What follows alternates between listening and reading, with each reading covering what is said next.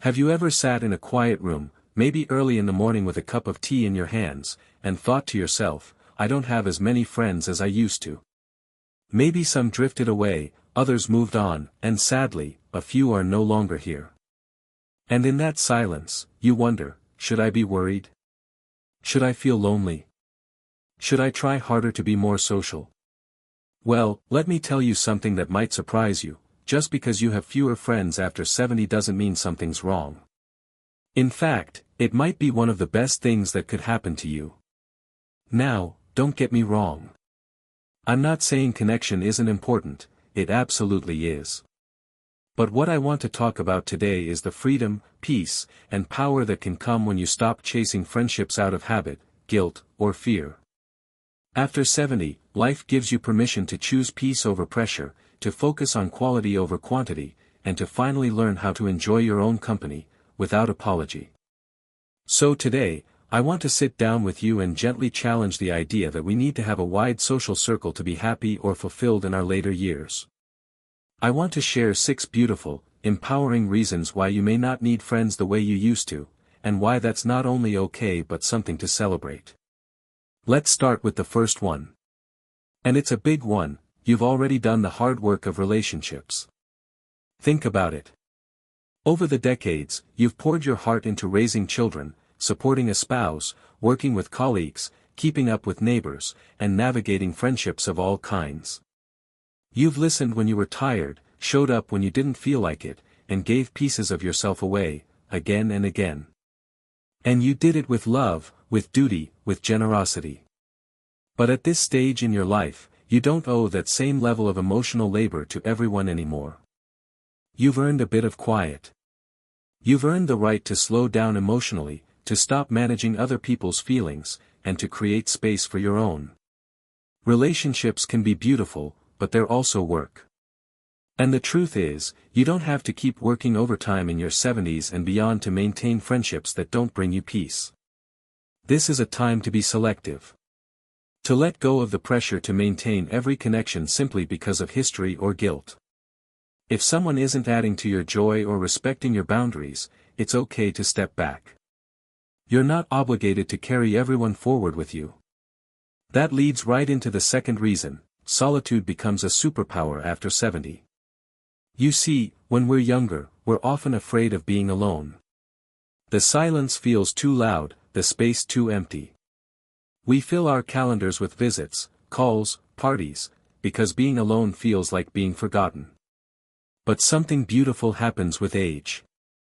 If you allow yourself to lean into it, solitude transforms from something to fear into something to treasure. You begin to realize that the quiet isn't empty at all. It's full of your own thoughts, memories, reflections.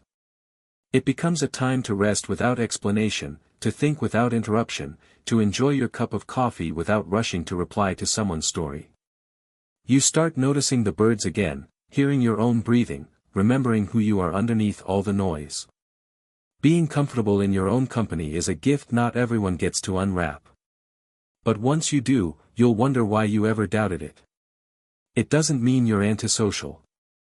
It means you've learned the beauty of inner companionship, where your own soul is enough to fill a room.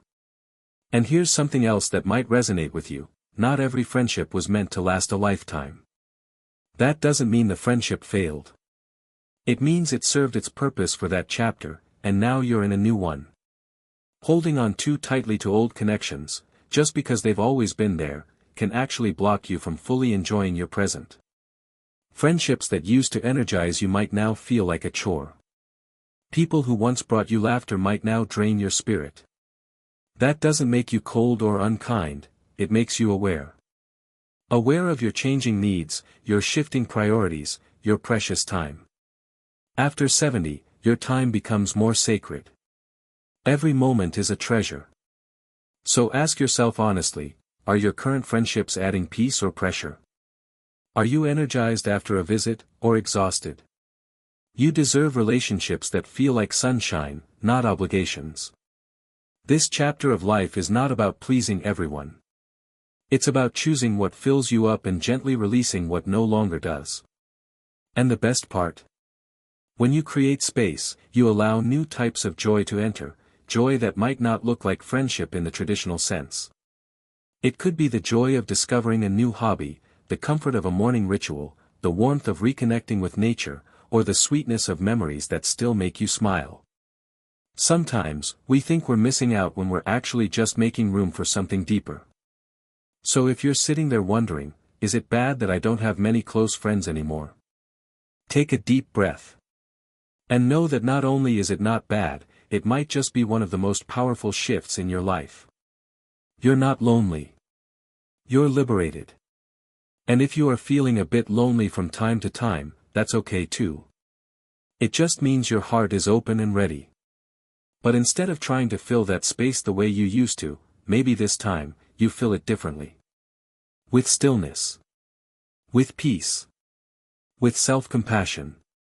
Now that we've gently explored this shift in perspective and the freedom that comes with embracing emotional space, let's continue this conversation by digging even deeper into what independence after 70 really means and how it can bring you more joy than you ever expected. There's something incredibly grounding that happens when you stop chasing the need to be constantly surrounded.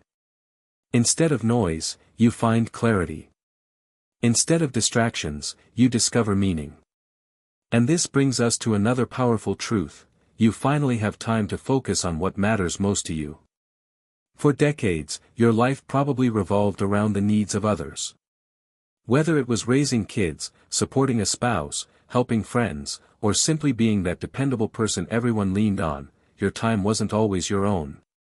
Now, you're in a chapter where you can ask yourself a very honest, very important question: what do I actually want? Maybe you've always loved gardening, or you've wanted to learn to paint. Maybe you're curious about starting a blog, or you've got a stack of books you've been meaning to read for years. You see, sometimes we think friends are the only path to connection or joy, but the truth is, passion can be just as fulfilling. When you stop feeling guilty for spending time alone, you unlock time and energy to pursue things that truly light you up from within. And what's more, there's a quiet confidence that builds when you start honoring your own interests. You no longer have to adjust to someone else's schedule or compromise your plans just to keep a connection alive. You wake up, and you choose what your day looks like. That's not selfish. That's self-respect. And here's another beautiful shift: after 70, you don't need approval to live fully. When we're younger, it's easy to tie our choices to the opinions of others. What will they think? Will I disappoint someone if I say no? Will I seem rude if I cancel? But with age comes a special kind of wisdom, the wisdom to realize that your peace is more important than someone else's expectations. You don't owe anyone your time if it costs you your energy. You don't have to explain why you prefer staying in over going out. You don't have to force small talk with people who don't truly see you. And that kind of freedom? It's rare. And it's worth protecting. It's a strange kind of relief, isn't it? That moment when you realize you don't have to pretend anymore. You don't have to smile through one-sided conversations or laugh at jokes that don't make you laugh. You can just be real. Honest. Yourself. And maybe, just maybe, that's the version of you you've been waiting to meet all along. Now, here's something else that's often overlooked. Too many friendships in later life are based on obligation, not inspiration. You know what I mean. The old church acquaintance who calls every other Tuesday just to gossip. The neighbor who invites you over but dominates the conversation. The friend from years ago who only reaches out when they need something. These relationships aren't rooted in genuine connection, they're just habits. And habits can drain you if they're no longer aligned with who you are today. That doesn't make you a bad friend. It means you're growing. And part of growing is knowing when to release what no longer nourishes you. We're taught to hold on, to keep in touch, to be the nice person. But there's a difference between being nice and being kind to yourself. Sometimes, the kindest thing you can do is let go of what's heavy, even if it has a familiar face. This isn't about cutting ties with everyone. It's about gently loosening your grip on relationships that no longer bring you peace, and recognizing that it's okay to outgrow people. Just like seasons change, so do our needs, our energy, and our desires. And that's not loss, that's life unfolding the way it's meant to. And when you begin to live from that place, where you're no longer trying to maintain every friendship or prove your worth by how many people you know, something amazing happens. You become more open to meaningful connection, not just convenient company. That's the surprising part. When you stop trying to hold on to everyone, you make room for the right ones to come in. And sometimes, those connections don't look like traditional friendships. Maybe it's a kind conversation with a grandchild. Maybe it's the barista at your local coffee shop who remembers your order. Maybe it's a volunteer group where no one knows your past, so you get to show up exactly as you are now. These simple, quiet connections can be even more fulfilling than forced friendships. Why? Because they're based in the present. They don't come with baggage or obligation. They don't require you to shrink or stretch yourself to fit in. They just are. And isn't that a lovely way to live? Surrounded not by many, but by enough. Not constantly entertained, but deeply at peace. You see, independence after 70 isn't about isolation. It's about intention. About choosing what, and who, gets your time. It's about living slower, but deeper. And it's about finally recognizing that your worth has nothing to do with how full your social calendar is. There's no prize for having the most friends at 80. But there is deep satisfaction in having a few honest moments every day, with yourself, with nature, with peace. You're not behind. You're not broken. You're exactly where you're meant to be. As we continue exploring the beauty of independence and the freedom that comes with it, let's talk about something that's incredibly powerful after 70, embracing the life you've already lived. You've already walked through decades of experiences, some full of joy, others filled with hardship. But here's the secret, those experiences are enough. They've shaped you, they've taught you, and they've made you who you are today. And guess what? You don't need to keep collecting new people to prove that your life matters or that you still have things to offer. Your life story is written in your memories, your actions, and your wisdom, not in the number of friends you keep or the frequency of your social invitations. When you learn to embrace your past and the person you've become through all those years, you'll start to see that the need for external validation diminishes. Think about it for a second.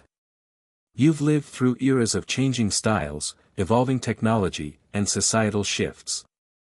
You've experienced highs and lows, and every single moment has led you to this point, where you can sit comfortably with the idea that you are enough, no friends necessary. This is one of the most liberating realizations in your later years. It's the freedom to let go of the constant need for external approval. You no longer have to explain yourself to anyone. You don't have to live up to someone else's expectations. The only person you need to answer to now is yourself. You are your own source of value. Which brings me to the next reason why you don't need friends after 70, independence breeds creativity and growth. When you step back from constantly filling your days with social interactions, you suddenly find time to cultivate new passions. You might not have been able to explore certain hobbies earlier in life because you were too busy with responsibilities. But now, the time is yours. Whether it's painting, photography, writing, knitting, or even learning to play an instrument, the possibilities are endless. And here's something remarkable that happens: in the quiet of your own company, you start discovering new things about yourself. You might find that you've always had a creative spark, but it was buried beneath the daily grind. Now that you have the space, you can explore these interests fully. Not for anyone else, but for you. The beauty of aging is that it brings perspective. You realize you don't need a huge audience to appreciate your work, and you don't need to keep up with trends or be part of any social group. You create for the sake of creating. You enjoy because it brings you peace. And if it happens that others appreciate it, that's a wonderful bonus. But it's not why you do it anymore. Sometimes, this independent growth also leads to a deeper connection with nature, a sense of belonging to something bigger than any social circle. When was the last time you took a walk in the park and just listened to the birds, or spent an afternoon sitting by a lake, watching the world go by. These small, beautiful moments have a power to heal, to restore, and to inspire, even when you're alone. The idea that we need people to feel fulfilled is so ingrained in our culture that it often takes years to realize it's okay to simply be with yourself, and that this alone time can nurture creativity in a way that socializing never could. And, let's not forget another simple truth: the less you rely on others, the more you start to value your own strength. After 70, you've lived through challenges that have shown you how resilient you are. Whether it was dealing with health issues, loss, or change, you've learned how to stand up again. You've faced fear and found courage. You've had moments when you thought you couldn't go on, but you did. And now, there's a quiet confidence in you. You know you can handle life, on your own terms. This confidence isn't about arrogance. It's about knowing that you've seen it all, weathered the storms, and come out stronger. When you no longer rely on others to prop you up, you start to realize just how capable you really are. The more you trust yourself, the more you see that you're enough just as you are. No social approval, no external validation needed. And here's the final, most empowering reason why you don't need friends after 70, you've learned the art of letting go. As we get older, we naturally start shedding things, old clothes, items that no longer serve us, or even relationships that were once important but no longer align with who we are now. And letting go is not a sad thing, it's freeing. Letting go of the pressure to maintain friendships that no longer serve you is a huge act of self-love. It's also a way of clearing space for the things that truly matter. As you get older, your energy becomes more precious, and you begin to realize that it's okay to focus on what adds to your peace. That might not always include people. It might include books, hobbies, or just spending time reflecting on your day. You get to decide what brings you joy. And in letting go, you make room for a new kind of connection, one that's quiet, peaceful, and deeply fulfilling. You start to realize that the most important relationship you'll ever have is the one with yourself. So, when you stop chasing after the need for friends, you find that the world doesn't become smaller. It actually becomes richer. Your inner life blossoms, and the world around you feels more vibrant. You're not alone, you're with yourself, in the most beautiful, peaceful way. Remember, you've earned the right to live life on your own terms. And in doing so, you'll discover that you're never truly alone. You're exactly where you need to be, doing exactly what you need to do, and creating joy in the ways that are right for you. Thank you for sharing this journey with me today. Let's continue to embrace independence, peace, and the beauty of aging with grace and joy. Life is meant to be lived fully, on your terms.